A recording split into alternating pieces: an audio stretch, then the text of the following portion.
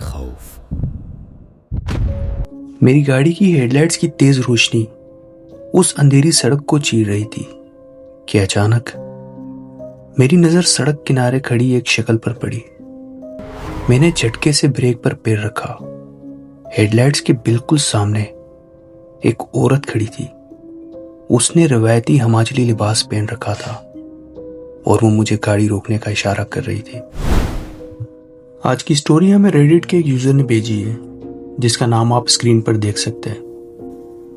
میرا نام ساحل ہے اور میں ہندوستان کی پہاڑی ریاست ہماچل پردیش کے شہر منڈی کا رہنے والا ہوں۔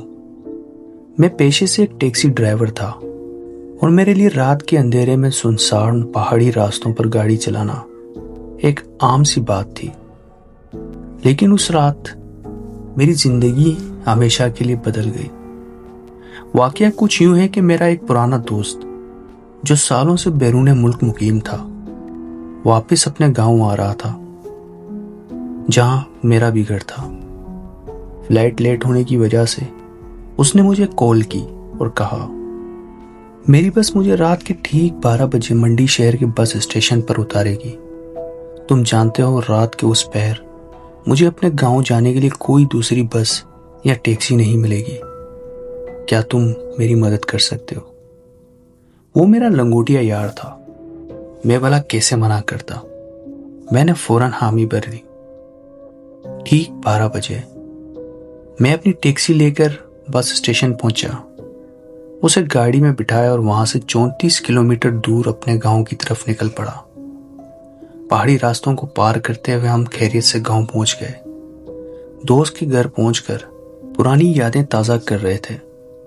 وقت کا پتہ ہی نہیں چلا۔ جب میں نے گھڑی دیکھی تو رات کے 2 بج چکے تھے۔ میں چونک کر اٹھ کھڑا ہوا اور بولا مجھے اب ہر حال میں منڈی شہر کے لیے نکلنا ہوگا۔ صبح ٹھیک 5 بجے میری ایک اور سواری بک ہے جسے مجھے پک کرنا ہے اور وہ میرے لیے بہت ضروری ہے، اور میں واپسی کے سفر پر نکل پڑا۔ ابھی گاڑی چلاتے ہوئے مجھے مشکل سے 15 یا 20 منٹ ہی گزرے ہوں گے کہ میری گاڑی ایک ایسی سڑک پر پہنچی جہاں پہنچ کر اچھوں کے دل ہل جاتے ہیں۔ وہ ایک شدید سنسان اور ویران راستہ تھا۔ سڑک کے دونوں طرف دور دور تک صرف گھنے اور کالے سیاہ جنگلات تھے۔ درختوں کے سائے سڑک پر بھوتوں کی طرح منڈلا رہے تھے اور آس پاس کسی انسان یا گھر کا نام و نشان تک نہیں تھا۔ یہ جگہ ہمارے علاقے میں بہت بدنام تھی۔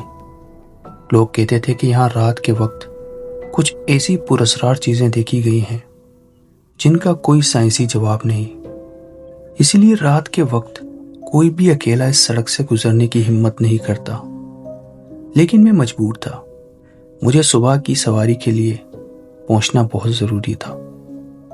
میری گاڑی کی ہیڈ لائٹس کی تیز روشنی اس اندھیری سڑک کو چیر رہی تھی کہ اچانک مجھے سڑک کنارے ایک عورت دکھی۔ اس نے روایتی ہماچلی لباس پہن رکھا تھا اور وہ مجھے گاڑی روکنے کا اشارہ کر رہی تھی۔ میرے ذہن میں سوالات کا طوفان اٹھ کھڑا ہوا۔ رات کے اس پہر، اس سنسان، خوفناک اور ویران جنگل کے بیچوں بیچ یہ عورت یہاں اکیلی کیا کر رہی ہے؟ خوف کے باوجود میں نے گاڑی روکی اور دوسری طرف کی کھڑکی کا شیشہ نیچے کر کے پوچھا جی آپ کون ہیں اور رات کے اس پہر یہاں کیا کر رہی ہیں؟ آپ کو کہاں جانا ہے؟ اس عورت نے کہا مجھے یہاں سے کچھ 7-8 کلومیٹر دور آگے چھوڑ دو، میری بیٹی اپنے سسرال میں بہت بیمار ہے، مجھے ہر حال میں اسی وقت وہاں پہنچنا ہے۔ عورت کی مجبوری دیکھ کر میرا خوف کچھ کم ہوا اور انسانی ہمدردی کے تحت میں نے گاڑی کا لاک کھولا۔ وہ عورت خاموشی سے آئی اور پچھلی سیٹ پر بیٹھ گئی۔ اب میں گاڑی آگے بڑھا رہا تھا، لیکن اس بار گاڑی کا ماحول بالکل بدل چکا تھا۔ گاڑی کے اندر ایک عجیب ٹھنڈا اور گہرا سکوت چھایا ہوا تھا۔ وہ عورت بالکل خاموش بیٹھی تھی، نہ اس کے سانس لینے کی آواز آ رہی تھی اور نہ ہی کوئی ہلچل۔ مجھے گاڑی کے شیشے سے اس کا چہرہ بھی نہیں دکھ رہا تھا کیونکہ اس نے اپنے لباس سے منہ ڈھانپ رکھا تھا، اور اس خاموشی سے تنگ آ کر میں نے ماحول کو ہلکا کرنے کے لیے پوچھا ماجد، جہاں میں آپ کو اتار رہا ہوں وہاں سے آگے آپ اپنی بیٹی کے گھر کیسے جائیں گی؟ رات کے اس پہر تو وہاں آگے کوئی گاڑی یا سواری نہیں ملے گی۔ مجھے ایک جواب ملا، میں خود دیکھ لوں گی۔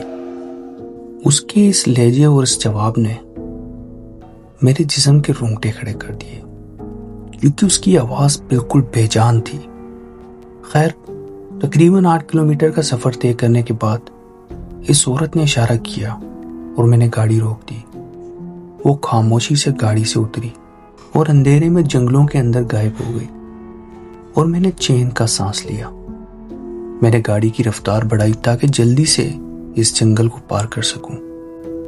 ابھی میں مشکل سے 2 کلومیٹر آگے ایک موڑ پر پہنچا ہی تھا کہ گاڑی کی لائٹ سڑک کنارے کھڑی ایک اور شکل پر پڑی۔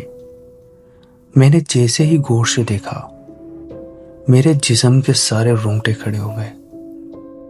میرا خون تو جیسے جم ہی گیا۔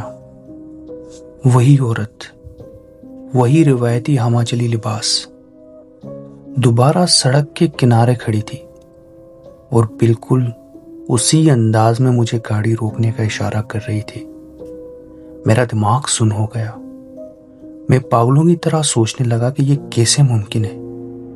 جس عورت کو میں نے ابھی 2 کلومیٹر پیچھے اتارا ہے، وہ مجھ سے پہلے اس سنسان راستے پر یہاں کیسے پہنچ سکتی ہے؟ کیا وہ دوڑ کر آئی ہے؟ نہیں، کوئی انسان اتنی تیز نہیں بھاگ سکتا۔ میں نے ہمت جمع کی اور گاڑی کی تیز ہیڈ لائٹس کی روشنی میں اس عورت کے جسم پر نظر دوڑائی، اور جو کچھ میں نے دیکھا وہ میرے ہوش اڑانے کے لیے کافی تھا۔ اس عورت کے دونوں پاؤں پیچھے کی طرف مڑے ہوئے تھے، اور جب اس نے ہاتھ اٹھایا تو اس کی انگلیوں میں انسانوں جیسے نہیں بلکہ جانوروں جیسے لمبے کالے اور نوکیلے ناخن تھے۔ میں سمجھ گیا، وہ کوئی انسان نہیں، وہ ایک خونخوار چڑیل تھی۔ میں نے گاڑی روکنے کے بجائے پورے زور سے ایکسیلیٹر پر پیر رکھ دیا۔ گاڑی ہوا سے باتیں کرنے لگی۔ میرا دل سینے سے باہر آنے کو تھا۔ میں بس وہاں سے بھاگنا چاہتا تھا، لیکن خوف کا یہ کھیل ابھی ختم نہیں ہوا تھا۔